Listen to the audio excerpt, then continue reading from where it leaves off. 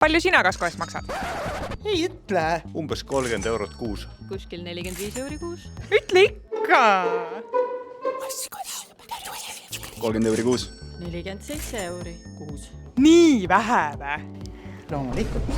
Kuule, Kristiina, sina oled meie ekspert, nii et palun seleta mulle lahti, miks minu kaskokindlustus teistest palju kallim on. Ennekõike mõjutab kaskokindlustuse makset auto, mida kindlustatakse, selle vanus ja kindlustusvõtja profiil. Kuna need on kõigil erinevad, siis on ka kindlustusmakse erinev. Aga ma annaksin sulle 3 nippi, mida kindlasti jälgida, kui kindlustust ostad. Esimene nipp sulle, kontrolli oma vastutust. Mõistlik oma vastutus võiks jääda 200-300 euro piiridesse. Kui oma vastutus on liiga suur, maksad väiksemad kahjud ise kinni. Teiseks kontrolli lepingu sisu. Mitte ära eelda, vaid vaata, mis sinu kindlustus kaitseb. Hea kasko sisaldab kaitset liiklusõnnetuse, loodusõnnetuse, tulekahju, varguse, vandalismi puhul, samuti klaaside purunemise ja metsloomaga kokkupõrke korral. Ja viimaseks kontrolli, milliseid lisateenuseid sinu kaskokindlustus sisaldab. Heas kaskos peaks kindlasti olema autoabi ja mina soovitan juurde võtta ka asendusauto. Siis ei jää sinu igapäevasõidud sõitmata. Kontrolli soovituste põhjal üle, kas sinul on hea kasko.